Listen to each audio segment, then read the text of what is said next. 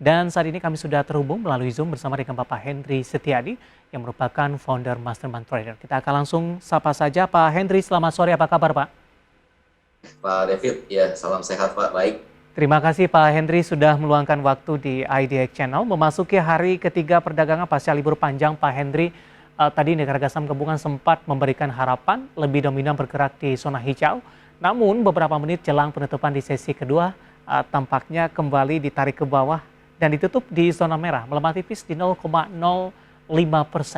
Bagaimana analisis Anda pergerakan indeks harga saham gabungan di sepanjang perdagangan hari ini?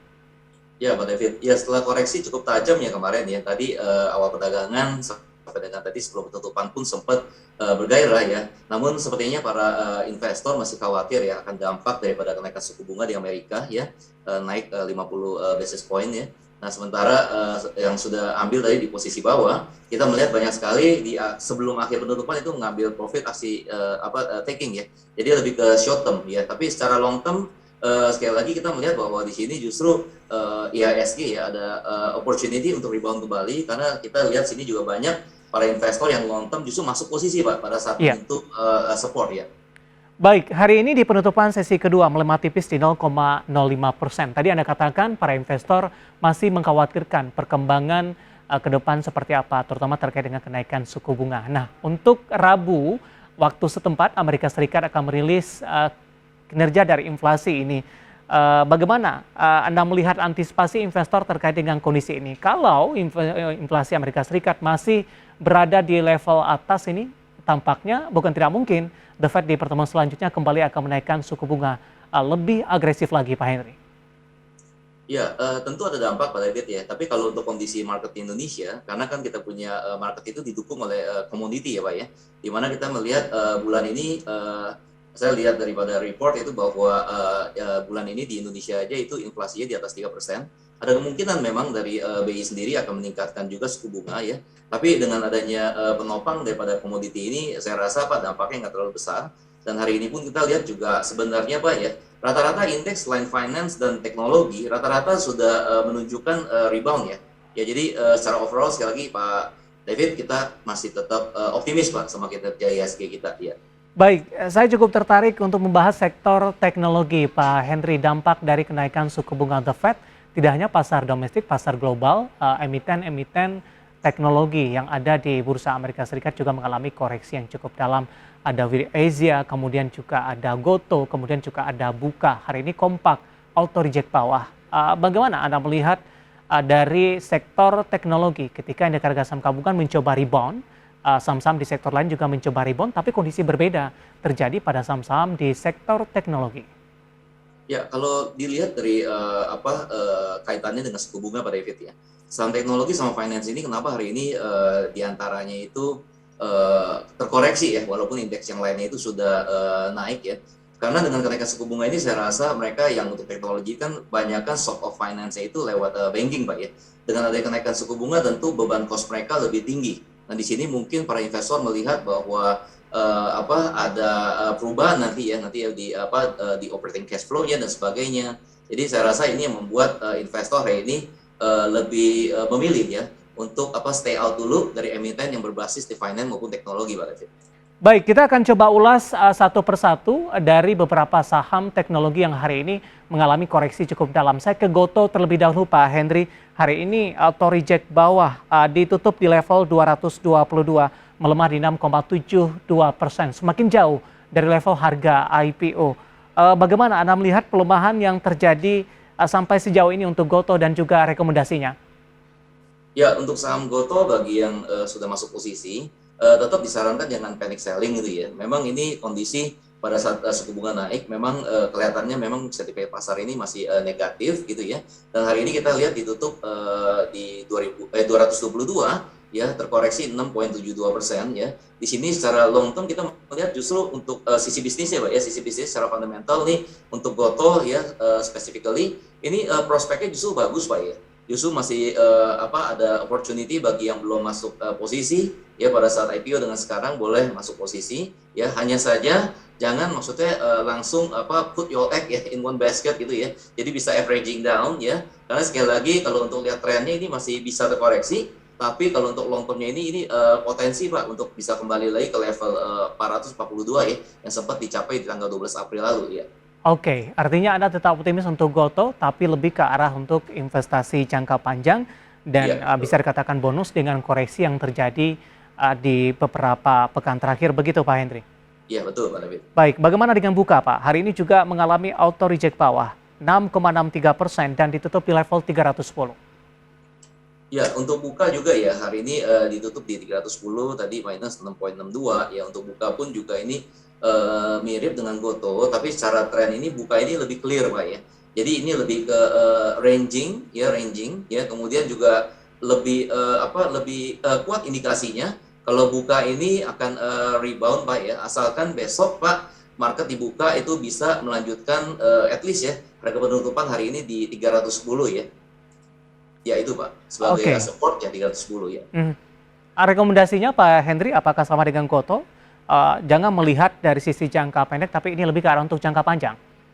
Ya, kalau untuk buka malah untuk medium aja lebih kelihatan Pak ya. Jadi Oke.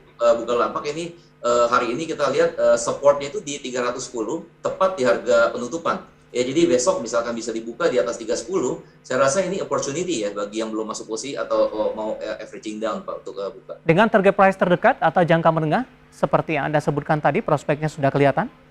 Ya, untuk target price-nya ini bisa dijadikan sebagai target, yaitu resistannya terdekat di 376.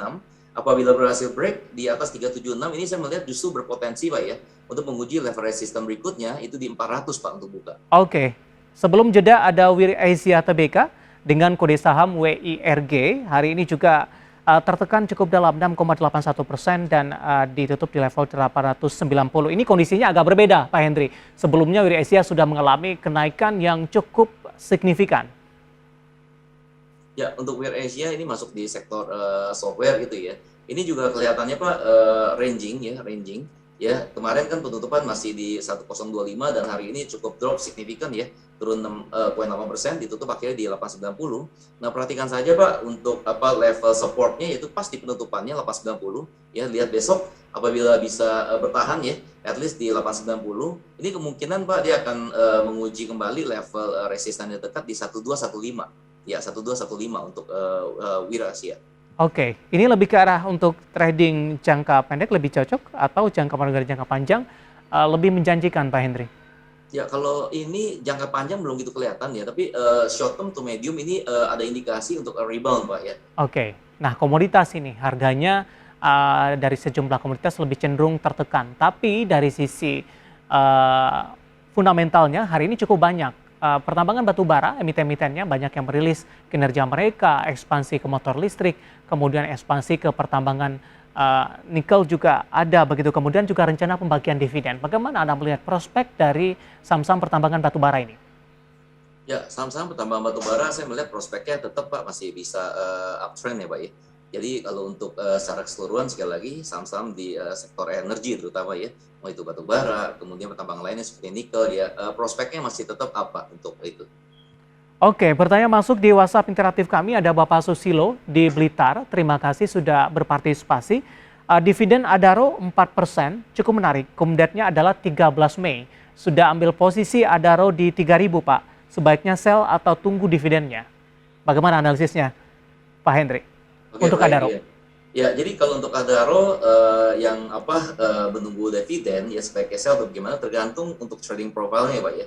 Kalau untuk tujuannya investing ya saya saran nunggu gitu ya. Tapi kalau misalkan untuk tujuannya untuk trading ya, ini hari kan juga naik kembali tuh ya 1,94%, ditutup di 3150 ya. Perhatikan saja untuk level resistennya 3460, kemudian untuk level supportnya ya itu di 3090 ya, itu level low hari ini ya. Jadi tergantung ya Pak David ya. Ya. Maksudnya untuk di sell atau enggak tergantung trading plan yang dibuat sebelum memutuskan untuk invest di Adaro ini Pak. Baik, tapi dari pandangan Anda ini lebih baik bagaimana Pak Hendri? Apakah tunggu dividennya atau posisinya di sell ini? Oke, kalau dari saya personally saya lebih prefer nunggu Pak ya. Oke. Karena pertama secara tren itu masih up, kedua ya karena dividen kita tujuannya juga kan untuk dapat cash flow ya, passive income dari Adaro. Dan kemudian juga sekali lagi ya overall Pak masih uptrend Pak. Ya jadi Oke. maksudnya ada reason bagi kita untuk sell untuk Adaro saat ini. Setelah Kumdet biasanya emiten-emiten sahamnya justru mengalami koreksi yang cukup dalam. Apakah ini harus diwaspadai, Pak Hendrik? Ya, biasanya pasti akan mengalami adjustment-nya Ya, kebanyakan gitu. Jadi yang perlu diwaspadai ya jadi pertama kita punya money management ya apakah kita akan oke. alokasikan kembali pada satu koreksi dan kedua ya pada saat dividen dilihat Pak seberapa dalam adjustment-nya. Apakah dengan dibagikan dividennya itu secara overall gain itu masih menutupi gitu Pak. Baik, masih dari pertambangan ada Bapak Joni dari Jakarta yang sudah berpartisipasi di WhatsApp interaktif kami untuk Antam. Ini baru ingin masuk ini, direkomendasikan tidak Pak Hendrik? Hari ini koreksi di 0,83% dan ditutup di level 2.400 Pak. Ya Antam ya hari ini tutup di level 2.400. Ya kalau kita lihat di Antam itu ada Pak indikasi untuk rebound ya. Perhatikan saja Pak untuk kalau misalkan baru mau masuk posisi dilihat besok apakah mampu ya bertahan di level supportnya yaitu penutupan hari ini 2.400 ya. Kalau misalkan bisa dibuka bertahan at least di level ini boleh masuk Pak di market any price ya. Perhatikan resisten yang terdekatnya itu di 2650 untuk Antam. Oke, 2650. Kalau ingin masuk perhatikan level support di penutupan perdagangan hari ini di level 2.400. Tapi kalau di sesi pertama dibuka di bawah level 2.400 cenderung koreksi lebih ke arah wait and see Pak Hendri. Ya, misalkan kalau dibuka di bawah support hari ini ya Ya, 2.400 ya, kecenderungannya dia akan menguji level support berikutnya Pak yaitu di 2320 Pak. oke. Ya. Baik, ada Bapak Joni di Jakarta dan lagi-lagi keputusan investasi tetap pada tangan para investor dan trader pasar modal Indonesia. Pak Hendri, sebelum kita lanjutkan perbincangan, kita akan coba lihat terlebih dahulu saham-saham pilihan apa saja yang Anda rekomendasikan untuk perdagangan esok hari. Dapat Anda saksikan juga di layar televisi Anda, pemirsa. Saham-saham pilihan yang direkomendasikan diantaranya adalah ada dari pertambangan ini ada Inco, kemudian rekomendasi buy, resistennya di 8.800, supportnya di 6.800, ISAT 6.000, resistennya di 7.300, sementara dari perbankan Big Cap BBCA juga direkomendasikan 7.450, resistennya ada di 8.250, Jasa Marga juga direkomendasikan 3.820, resistennya di 4.050, dan keempat saham ini direkomendasikan buy. Ya, lagi-lagi keputusan investasi tetap pada tangan para investor dan trader pasar modal Indonesia. Pak Hendri, kita lanjutkan kembali 4 saham pilihan yang Anda rekomendasikan di tengah pelemahan indeks harga saham gabungan, pertimbangan dari merekomendasikan keempat saham ini, Pak. Ya, ya pertimbangannya pertama diversified ya, kita mengambil emiten-emiten dari empat sektor berbeda, yaitu dari infrastructure, finance, kemudian juga ada di pertambangan gitu ya. Nah kemudian juga dilihat dari trennya, memang setelah mengalami koreksi, empat emiten ini kita melihat ada potensi untuk rebounding Pak ya, karena mendekati level supportnya dan hari ini pun kita lihat ada indikasi untuk rebound ya, seperti itu Pak David. Baik, kita ke Inco terlebih dahulu, saham pilihan yang pertama Pak Hendri. Melemah di 0,37%, 6775. Sementara pada perdagangan sebelumnya sempat mengalami auto reject bawah. Ya baik, ya Inco hari ini juga masih mengalami pelemahan tadi tipis ya 0,36%, ditutup di 675 ya. Seperti tadi yang Pak David sudah jelaskan itu perhatikan saja level supportnya 6.800, kemudian untuk level resistennya 8.800 ya. Overall sekali lagi Inco ini kita melihat ada indikasi kuat untuk rebounding Pak untuk perdagangan besok. Oke, dengan target price terdekat berapa tadi Pak? Target price terdekat yaitu di 8.800 untuk Inco. Baik, kita beralih ke saham pilihan selanjutnya dari infrastruktur telekomunikasi. Ada ISAT, Anda juga rekomendasikan 7.300, supportnya di 6.000. Analisisnya Pak Hendri? Ya, ISAT kita tahu ya secara terjadi penurunan yang cukup signifikan ya sebelum libur sama dengan kemarin ya. Ini hari juga kita lihat masih terkoreksi 1,23%, akhirnya tutup di 6.000 tadi gitu ya. Ya level yang perlu dicermati yaitu level supportnya 6.000 ya, yaitu level penutupan ya 6.000 ya, kemudian untuk level resistennya 7.300 Pak, bisa dijadikan target terdekat ya. Baik, dalam 6 bulan terakhir ISAT sudah menyentuh ke level 8.150 Pak Hendri. Bagaimana Anda melihat peluang untuk balik lagi ke level tersebut? Ya berpeluang ya Pak ya untuk level ke sana, tapi kita lihat Pak untuk pedagang besok ya apakah mampu dia bertahan dulu di atas level supportnya yaitu penutupan hari ini di 6.000. kalau misalkan bisa bertahan ya, ini rata-rata kalau saat itu per hari kan bergerak sekitar Rp350 gitu ya. Saya rasa perlu Pak 2 pekan, 3 pekan untuk kembali at least ya ke level yaitu 7.300 dulu nih Pak untuk ISA.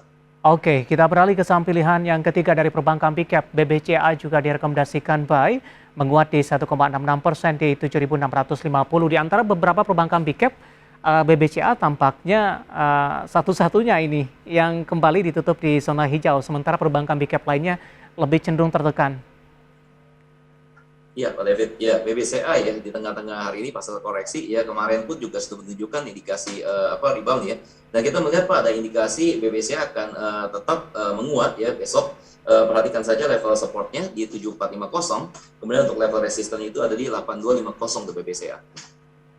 Saham pilihan terakhir Jasa Marga, Pak Henry, JSMR, menguat di 1,05% di penutupan sesi kedua dan ditutup di level 3860.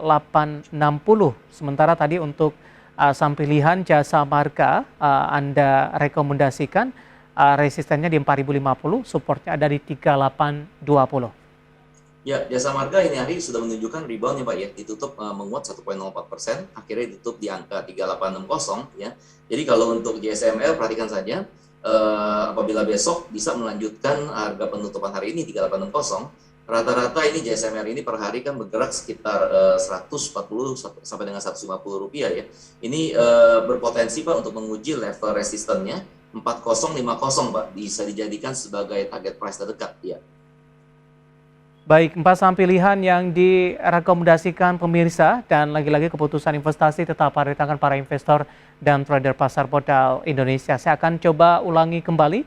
Ada Inco, supportnya di 6.800, resistennya di 8.800, masih cukup lebar, direkomendasikan buy. Kemudian ISAT, supportnya di 6.000, resistennya ada di 7.300. Dari perbankan big cap BBCA, supportnya di 7450, resistennya ada di 8250, dan Jasa Marga supportnya di 3820 dan resisten di 4050. Kembali ke pertanyaan Pak Henry, saya akan coba jawab pertanyaan ini yang sudah masuk di WhatsApp interaktif kami tanpa menyebutkan nama dan lokasi. Lebih ke arah konstruksi ini Pak, ada Wika di 1300 Pak Henry. Bagaimana nasibnya? Pertanyaan dari para investor, ya. Ya, Wika hari ini masih ditutup terkoreksi ya. Kalau misalkan ambil di 1000 berapa tadi 300 gitu ya. 1300 Pak. Iya, jadi lebih bersabar ya. Perhatikan aja level supportnya yaitu 920 ya. Yaitu penutup low hari ini 920 ya. Apabila besok mampu diperdagangkan di atas 920 ini ya. Ini kalau untuk Wika kecenderungannya masih ranging gitu ya. Jadi jangan panik selling ya karena belum menunjukkan downtrend. Jadi hanya ranging Pak ya. Jadi terjadi akumulasi di sini Pak ya, bersabar aja.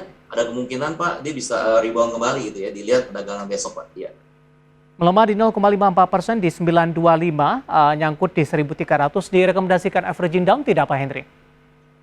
Boleh averaging down ya, dilihat Pak apabila besok menembus ya di bawah 920, ada kemungkinan Pak dia menguji level low berikutnya di 900 ya, jadi lebih baik bersabar ya. Kalau misalkan ternyata tembus ya, lebih baik ambil di 900 Pak, level support berikutnya. Ya. Ada Kristi dari Jakarta, waktu kita cukup terbatas, menanyakan Unilever 4653. Hari ini penguatan signifikan masih terus berlanjut dan sudah berada di level 4.880. Sudah profit ini, kemana arah dari Unilever? Apakah posisinya sudah jenuh beli atau belum ini Pak Henry? Ya, Unilever kalau misalkan sudah profit ya, call, kemudian pasang ya proteksi stop seperti biasa gitu ya. Dan kalau misalkan ditanya, maksudnya ada kecenderungan masih up atau down ya, apa kemungkinan gitu ya akan terjadi aksi profit taking, karena hari ini kenaikannya cukup signifikan ya 11,41% ya. Dari tadi dibuka 4.400, kemudian sempat menyentuh high ya 4940. Jadi rekomendasinya tetap ya set protective stop ya. Kemudian perhatikan saja untuk level-level supportnya itu ada di level penutupan hari ini yaitu di 4880 ya. Kemudian kalau untuk level resisten yang terdekat ya ada di level 4890 Pak. Baik. Kemudian kita beralih ke pertanyaan selanjutnya. Ibu Sulis di Jawa Tengah, ada Gosco GZCO bagaimana peluangnya sampai dengan akhir pekan? Sudah entry di 192 Pak Hendri?